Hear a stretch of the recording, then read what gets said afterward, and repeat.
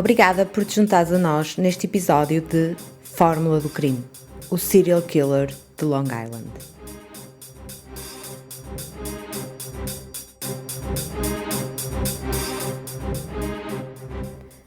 Anteriormente, em Fórmula do Crime, o serial killer de Long Island. Durante várias, cerca de 4 ou 5 chamadas, este homem usa os telefonemas para aterrorizar Amanda. Profere insultos e, no decorrer da última chamada, feita a 26 de agosto, confessa finalmente que matou Melissa. Um aviso aos ouvintes: o seguinte podcast apresenta conteúdo que pode não ser indicado para todas as pessoas. Este episódio é continuação do anterior. Por isso, se apenas nos estás a ouvir agora, vai até o nosso podcast e seleciona o episódio 1 para não perderes pitada deste caso. A 13 de dezembro de 2010, a polícia do condado de Suffolk apercebe-se das consequências de uma pesada descoberta. Neste dia, são encontrados 2 corpos na vizinhança do local de desaparecimento de Shannon Gilbert e a poucos metros de outro corpo encontrado apenas 2 dias antes. É neste momento que tenho a certeza de que há efetivamente um serial killer à solta. E apesar de não quererem que o pânico se instale, não podem fazer muito para o evitar. Está à vista de todos, é um raciocínio básico e mais do que lógico. Afinal, num raio de poucos metros, os corpos continuam a aparecer. Este parece ser o local eleito pelo assassino para descartar as suas vítimas. Tudo indica que foi bem escolhido. Os cadáveres estão bastante decompostos, o que quer dizer que passou um período razoável de tempo até à sua descoberta. Algumas pessoas podem argumentar que não foi uma decisão muito inteligente por parte do agressor. Pode ser. Ao fazê-lo, está a demonstrar um fio condutor sobre todas aquelas mulheres. Conexão essa que podia muito bem não ser feita se tivesse escolhido sítios diferentes para se ver livre dos corpos. Por outro lado, temos também de perceber que depois de se desfazer do corpo da primeira vítima e de se aperceber que este não era encontrado, sentiu-se confiante para continuar a usar o mesmo local para o mesmo propósito. Provavelmente continuaria a usá-lo até que alguém soasse o alarme, o que eventualmente veio a acontecer em dezembro de 2010. Uma das vítimas encontradas, a desconhecida 2, estava amarrada com vários cintos. Um deles tinha as iniciais HM ou WH gravadas. A interpretação depende do posicionamento do cinto. Tinha sido estrangulada. Mais uma vez, tratava-se de uma acompanhante de baixa estatura. Tinha cerca de 1,50 m. Não sei exatamente como é que as autoridades chegaram à sua identificação, mas muito provavelmente as tatuagens que tinha e algumas cicatrizes, entre as quais uma cicatriz de cesariana, ajudaram a dar um nome à vítima. Trata-se de Maureen Brainard Barnes. Como já é habitual, quis saber um pouco mais sobre esta vítima e as circunstâncias que levaram ao seu desaparecimento. Estas informações são essenciais para melhor compreender o seu percurso, o que as levou a tomar determinadas decisões e, eventualmente, como foram visadas pelo seu assassino.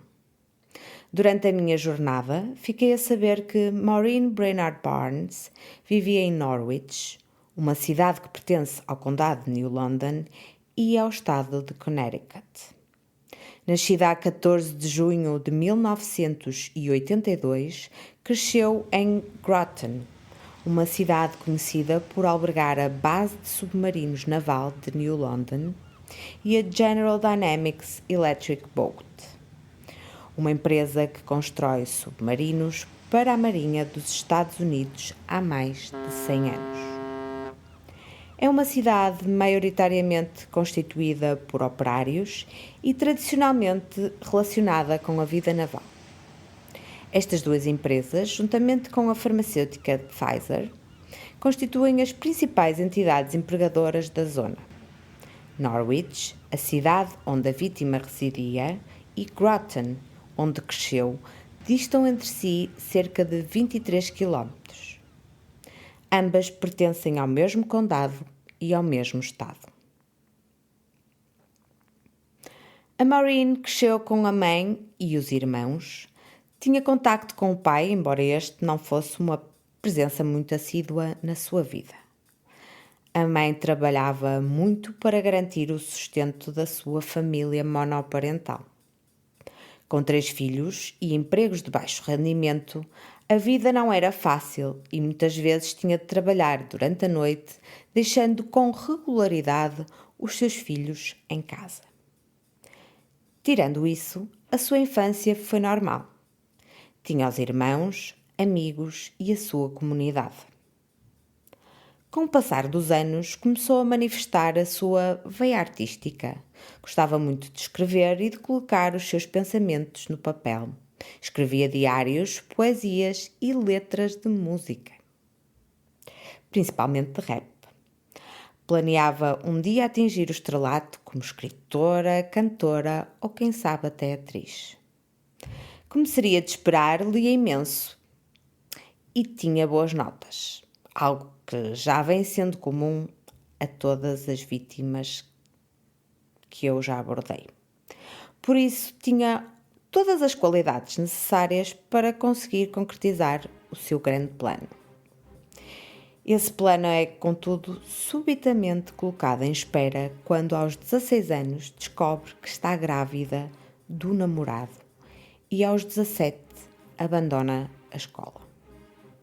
Casa com o namorado e, entretanto, consegue o seu GED. O GED é um teste de desenvolvimento educativo geral que consiste num conjunto de testes que aborda 4 temas: línguas, matemáticas, estudos sociais e ciência. No fundo, é um certificado que dá equivalência a um diploma de conclusão do ensino secundário, que na altura Maureen não tinha conseguido finalizar por ter sido mãe. O matrimónio dura algum tempo, mas o casamento eventualmente termina em divórcio. Nele fica acordado o direito de Maureen à guarda partilhada da filha de ambos, Nicolette. No que diz respeito ao seu percurso laboral, ela trabalha em várias lojas, essencialmente como balconista e também num casino da zona. Uma vez que não tinha desenvolvido uma carreira em nenhum campo em particular, os trabalhos que conseguia não eram propriamente especializados e o salário que lhes correspondia permitia-lhe apenas pagar as suas contas à justa e, muitas vezes com frequência, não conseguia respeitar todos os compromissos mensais atempadamente, o que a colocava num grande stress financeiro. Ninguém pode afirmar com toda a certeza a razão que levou cada uma das vítimas a enveredar pela prostituição. Apenas elas poderiam responder a isso e, infelizmente, já cá não estão para nos elucidar.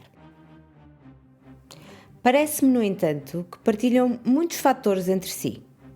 São fruto de famílias de parcos recursos, criadas por mães que trabalham muitíssimo e todas tinham a legítima aspiração de sonhar mais alto, de subir na escada social. Afinal de contas, estavam na América, a terra dos sonhos, onde tudo, mas tudo mesmo, é possível. Não sabemos exatamente como Maureen entrou em contacto com este mundo. Podemos, no entanto, supor que o fez para fazer face às suas despesas e para se manter à tona. Segundo uma entrevista que a sua irmã, Melissa Cann, deu à revista New York, pouco depois da descoberta das 4 vítimas de Gilgo, em algum momento de 2006, Maureen respondeu a um anúncio de internet que visava recrutar manequins e para o qual enviou fotografias suas. Durante este processo, conheceu alguém que lhe apresentou o universo das acompanhantes no Craigslist. Já o melhor amigo de Maureen, Jason, que colaborou num episódio do podcast Lisk, disse que Maureen tinha tropeçado na secção de anúncios de acompanhantes do Craigslist. Ele não refere, no entanto, se o fez por indicação de outrem ou se, por exemplo, encontrou estes anúncios enquanto procurava emprego. De qualquer forma, segundo Jason, Maureen decidiu ler e explorar atentamente estes anúncios. Abordou o amigo, pediu a sua opinião e partilhou com ele o seu raciocínio. É neste momento que eu consigo entender que o seu desespero estava no absoluto auge. Maureen tenta convencer Jason, e talvez convencer-se a si própria, que é o mesmo que entrar num filme para adultos, só que neste caso, como acompanhante, a câmara não está lá e ela pode basicamente decidir se quer receber pagamento desta ou daquela pessoa. No fundo, o que eu entendo é que ela sublinha que, como acompanhante, poderá escolher o parceiro, que neste caso acaba por ser também o cliente. Imagino que, ao pensar assim, Maureen achasse que podia de alguma forma minimizar o sacrifício ou o risco que corria. Se alguém lhe parecesse perigoso ou se sentisse algum tipo de repulsa, podia sempre recusar o cliente em questão. Para além disso, os valores praticados nessa área eram super aliciantes e com algumas horas de trabalho conseguiria garantir a subsistência, pelo menos em alturas de maior aperto. Segundo a sua irmã, Maureen começa a viajar para Manhattan, onde passa os fins de semana. Se alguém perguntasse a razão da sua viagem, respondia que ia fazer trabalhos como manequim. No entanto, os amigos e a família não compravam essa justificação e, na realidade, todos desconfiavam que o motivo das viagens era outro. Além disso, Maureen tinha uma personalidade forte e ninguém conseguia fazê-la desistir do que quer que já tivesse decidido. Passado algum tempo, Maureen engravida pela segunda vez e desiste de trabalhar como acompanhante nesta altura. Entretanto, arranja emprego numa empresa onde faz telemarketing. Depois do nascimento do segundo filho, um menino chamado Dylan, volta a anunciar no Craigslist e a encontrar-se com clientes. Na empresa onde faz telemarketing, trava amizade com uma colega e, algum tempo depois, convence-a também a enveredar no sistema. Ensina-lhe comportamentos e hábitos de segurança, entre os quais aconselha a não atender chamadas não identificadas, não ir ter com clientes, logo os clientes é que deviam deslocar-se até ao seu quarto de hotel, e a trabalharem sempre próximas, para o caso de uma necessitar do auxílio da outra. No fim de semana em que desapareceu, Maureen tinha um fator de stress adicional. Na semana seguinte, ia ser despejada de casa por falta de pagamento da renda. Na terça-feira, teria de aparecer em tribunal para uma sessão referente à ação de despejo que o senhorio lhe havia colocado. Há também alguns órgãos de comunicação social que referem que, para além do despejo, enfrentava uma batalha legal dispendiosa relacionada com a guarda do filho mais novo. A viagem em Nova Iorque era, por isso, essencial para conseguir o dinheiro necessário para pagar o valor em falta e conseguir manter a habitação. A 6 de julho de 2007, numa sexta-feira, Maureen viaja com a amiga e colega de trabalho para Nova Iorque. Juntas saem de comboio da estação de New London em direção à Grand Central Terminal, uma enorme estação com imensas conexões para variados locais em Manhattan. Esta estação tem mais de 67 linhas e funciona como um imenso shopping que está sempre cheio de gente. Frequentemente é usada como ponto de encontro e é uma atração turística que tem milhões de visitantes anualmente. No icónico edifício há lojas, restaurantes, salões para eventos e até uma livraria. Os planos que as duas tinham para esse fim de semana era viajar de comboio até Nova Iorque, atender os eventuais clientes que surgissem e voltar no domingo para casa, aproveitando a boleia de dois amigos. Quando viajava para Nova Iorque, Maureen costumava hospedar-se em diferentes locais. Sabemos que ficava no Super 8, no The Red Roof Inn, no Carter Hotel e no Manhattan Hotel. Nesse fim de semana, as duas amigas ficaram no Super 8 Motel. As duas habitualmente promoviam os seus serviços através dos meios digitais, entre os quais figuravam as páginas Craigslist e Backpage, onde colocavam anúncios sob pseudónimos. No caso de Maureen, ela usava o nome Juliana ou Marie. Para conseguir clientes, era fundamental manter os anúncios relevantes. Para isso, contavam com a ajuda de alguém que os colocava no topo das páginas. Nesse fim de semana, ao que parece, deu-se qualquer desentendimento com a pessoa que costumava fazer isso. E, por falta de procura, Maureen não conseguiu garantir os fundos de que tão urgentemente necessitava. Sem isso, os dias não se adivinhavam risonhos e Maureen tinha perfeita consciência disso. Sabia que se não ganhasse dinheiro, muito provavelmente na semana a seguir, não teria teto para si e para a sua família. Por isso, com isso em mente e contrariando todos os mecanismos que usava normalmente para a sua própria segurança, no domingo à noite, quando as duas amigas se preparavam para voltar para casa, Maureen decidiu ficar por mais um dia. A amiga ainda tentou convencê-la a voltar, uma vez que na terça-feira teria de comparecer à audiência em tribunal, mas a jovem sabia que de pouco lhe adiantaria comparecer se não pagasse ao senhorio. Tinha mais um dia para amealhar o que lhe faltava. Se corresse bem, provavelmente na terça-feira conseguia resolver ao menos esse problema por agora. Por isso, quando chegou a hora de voltar para casa, só a amiga apanhou a boleia prevista. Maureen ficou para trás em Nova Iorque. Os contactos seguintes que faz com amigos e familiares consistem num telefonema não atendido para a amiga que tinha acabado de sair de Nova Iorque e um telefonema que faz para um membro da família, durante o qual informa que se encontra na Penn Station e afirma que tinha sido assaltada, não tendo assim como voltar para casa. Ora, a Penn Station é também uma estação ferroviária intercidade que fica no centro de Manhattan, perto de Madison Square Garden e muito perto também do Empire State Building. E é juntamente com a Grand Central Terminal, que já tínhamos falado antes, uma das estações mais importantes da cidade. Nesse telefonema, ela pede para que alguém da família a vá buscar, mas a pessoa em questão não o pode fazer porque está a trabalhar.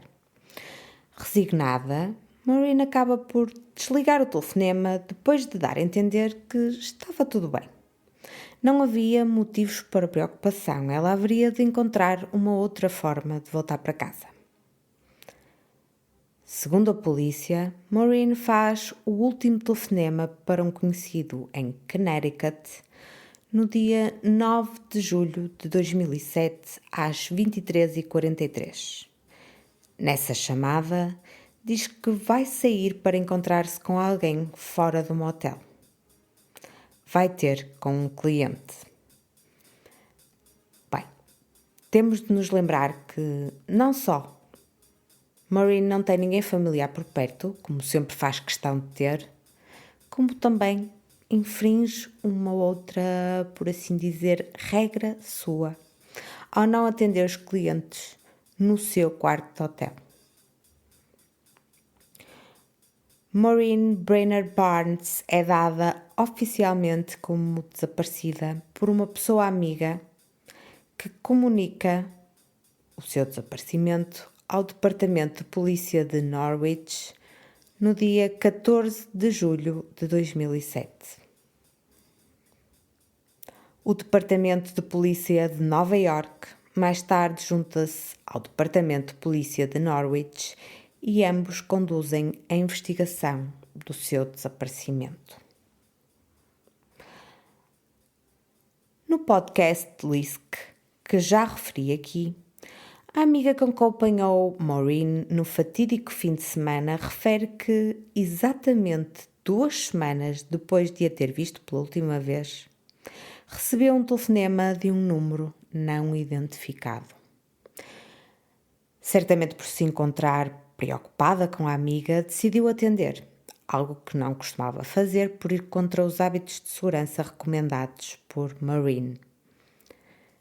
Do outro lado da linha, uma voz masculina afirma que tinha visto os seus anúncios, portanto, os da amiga, no Craigslist e pergunta-lhe se conhece alguém chamado Marie, um dos pseudónimos que Maureen usava. Neste momento, o estranho consegue captar toda a atenção por parte da amiga, que prontamente lhe pede para descrever Marie. A resposta que lhe é dada corresponde em tudo à descrição de Maureen. Estatura baixa, cabelo castanho e no braço direito uma tatuagem vermelha com as palavras Nicole ou uma palavra qualquer semelhante. Neste momento, a amiga liga todos os seus radares mentais, porque Maureen tem efetivamente o nome da filha tatuado no seu corpo. Não é Nicole, mas Nicolette.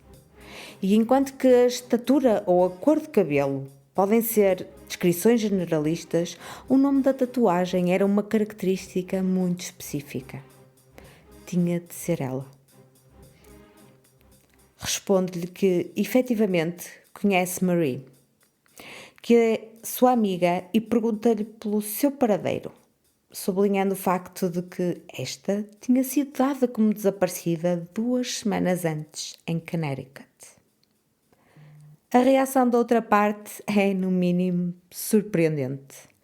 O homem com quem fala tenta acalmar a amiga preocupada, dizendo-lhe que Marie está bem. Está numa casa de prostituição em Queens. Queens é uma zona conhecida de Nova York que está fora dos limites de Manhattan. Pois bem, esta afirmação não faz sentido absolutamente nenhum na cabeça de quem conhecia bem Maureen, que sempre quis trabalhar segundo as suas próprias regras. Mesmo assim, acredito que bastante desesperada com a surpreendente e basicamente pouco fiável revelação, a amiga pede-lhe o endereço dessa casa. O homem responde que vai saber o endereço e que lhe volta a ligar com a confirmação. Até hoje. Depois disso, houve apenas o duro e cruel silêncio de quem espera com expectativa um sinal, uma chamada, uma réstia de esperança à qual se possa agarrar. O limbo e a incerteza de quem tem um familiar ou um amigo desaparecido deve ser uma das sensações mais cruéis que nós, enquanto humanos, podemos experimentar. Não posso deixar de fazer o exercício de me colocar na posição dessas pessoas. Não saber o que aconteceu a alguém querido pode não parecer o pior dos desfechos, mas debato-me constantemente com a ideia de que, às vezes, é melhor saber, mesmo que a tragédia fique diante dos nossos olhos, do que ficar na ignorância e no medo do que nos espera. A incerteza faz-nos agarrar a uma réstia de esperança, é certo, mas não nos permite avançar, lidar com o problema e, de alguma forma, arranjar forças para prosseguir, tentando com que se faça justiça ou então aceitando que não há nada que possamos fazer para alterar a realidade do já acontecido. A incerteza desperta em nós o sentimento de que há sempre algo mais a ser feito.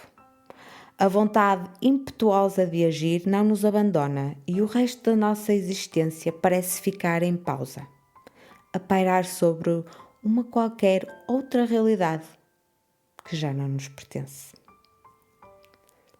A última pista relacionada com Maureen e que foi tornada pública acontece em 2008, quando alguém tenta aceder ao voicemail do telemóvel de Maureen e ativa uma torre de comunicações em Long Island, a pouca distância de Gilgo Beach, onde acabou por ser encontrada. Abordando o desaparecimento da irmã, à revista New York, em maio de 2011, Melissa Can fala sobre a sua família e a luta para que se faça justiça a Maureen. Entre outras coisas, diz que, embora Maureen não dissesse à família o que ia fazer a Nova York, muitos desconfiavam. A própria Melissa chega a confrontar a irmã com o que ela achava ser a razão das viagens frequentes, mas Melissa acaba por desistir de argumentar e muda de assunto porque não quer afastar a irmã. Conta que só soube que ela ia ser despejada depois de estar desaparecida e que isso a leva a entender o seu desespero. Percebe-se também que o facto de Maureen não ter aparecido em tribunal foi o primeiro sinal de que havia alguma coisa muito errada, porque essa era a sua última oportunidade de evitar ficar sem teto. Revolta-se com as considerações feitas sobre Maureen, sublinhando que, apesar do que fazia, continuava a ser uma mãe, amada pela filha e pela sua família. Ressalva que Maureen tinha só 25 anos, tinha muita vida pela frente e com certeza não planeava prostituir-se para o resto da vida. Como outras famílias, aponta o dedo à polícia que, uma vez mais, falhou. Falhou logo com o primeiro agente, que desconsiderou a sua preocupação, assim que lhe disse o que Maureen fazia em Manhattan. Oh, que estranho! Parece que estamos a ter assim um déjà vu coletivo neste exato momento. O sistema falhou. E falhou também quando foram necessários 2 anos e meio para que o nome de Maureen Brainard Barnes figurasse no Registro Nacional de Pessoas Desaparecidas. 2 anos e meio, imaginem só. Falou sobre as inúmeras viagens que a família fez para encontrar a irmã pelos próprios meios e de como a busca por respostas a levou quase à insanidade. Pelo caminho ficou o emprego que perdeu e os anos que investiu para tentar perceber o destino que levou Maureen. Melissa mergulhou em cada e-mail, mensagem escrita e registro de telemóvel, com a esperança de conseguir reconstituir os últimos momentos antes do desaparecimento da irmã. Nas suas próprias palavras, e passo a citar, posso encontrar um outro trabalho, mas não outra irmã. Continuar com a minha vida far-me-ia sentir culpada. Fim de citação. A Maureen não é só uma parte de um puzzle com 1 milhão de peças, mas é sem dúvida uma parte importante que nos vai levar à resolução da fórmula do crime. Por que é que saiu para se encontrar com o cliente fora do hotel? Por que é que contrariou todas as regras que sabia serem fundamentais para garantir que ficava em segurança? Será que foi o desespero por ter sido assaltada e ter ficado sem dinheiro sequer para voltar para casa? Ou por outro lado, decidiu que, uma vez que não podia voltar, ficaria, como planeado, mais uma noite, durante a qual ia tentar arrecadar o máximo que conseguisse? Mas porquê fazê-lo fora de motel? Será que o pagamento era irrecusável e arriscaria acreditando que tudo iria correr bem? Ou será que a pessoa que a contactou já era um cliente habitual, que lhe dava garantias suficientes para que ela baixasse a guarda? Tratar-se-ia de alguém influente, acima de qualquer suspeita, um nome conhecido de todos, um político, uma pessoa famosa, um polícia ou um juiz?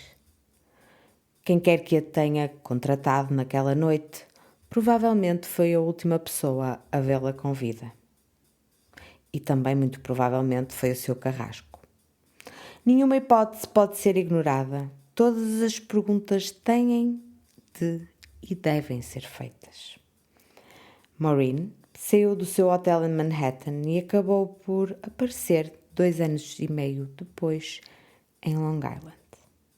Mais uma vez Manhattan, mais uma vez Long Island, mais uma vez uma acompanhante que anunciava no Craigslist, mais uma vez uma mulher de estatura pequena e composição frágil que não se conseguia defender.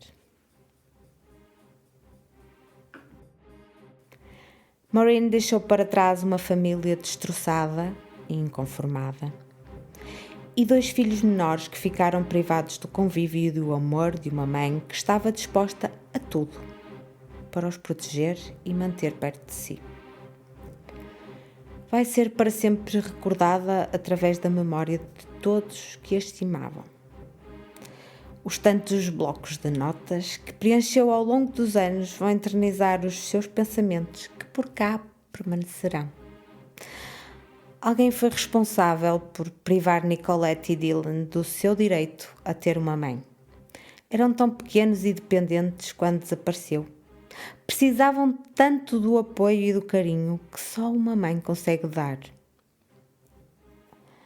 Nada nem ninguém conseguirá preencher esse vazio, esse buraco deixado por uma perda tão dolorosa. Mas a sua passagem por este mundo não passou em vão. Maureen deixou cá 2 sementes.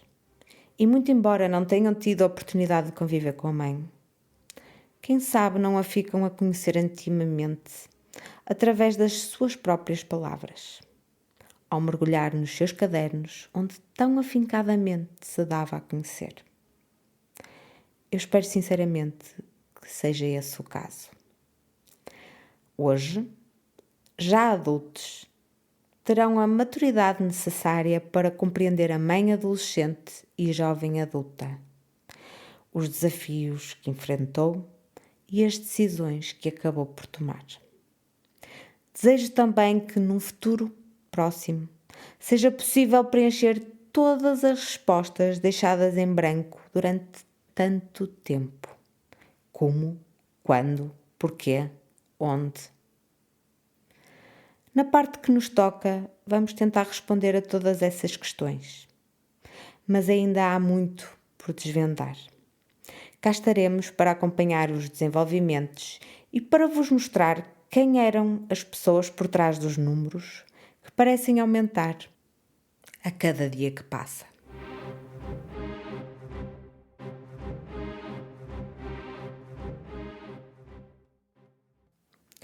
Se suspeitar do desaparecimento de uma pessoa, ligue imediatamente para a linha de emergência 112 ou dirija-se ao órgão de polícia criminal, PSP ou GNR mais próximo. Não tem de esperar 24 horas para o fazer. Tempo é vida. Em média, desaparecem 4.000 pessoas em Portugal por ano, o que corresponde a 11 pessoas desaparecidas por dia. Quase metade dos casos participados justifica algum tipo de investigação por suspeita de crime. Se a pessoa desaparecida for um menor de idade, deve também contactar a linha de emergência da União Europeia para crianças desaparecidas, ligando para o número 116 000. Repito, 116 000. Este é um número de contacto comum a toda a União Europeia. Pode e deve ser usado sempre que um menor desaparece no interior das suas fronteiras. É um número gratuito, disponível 24 horas por dia, 7 dias por semana. Mais de 250.000 crianças desaparecem por ano na União Europeia. A ação rápida pode ser fundamental para que regressem a casa sãs e salvas.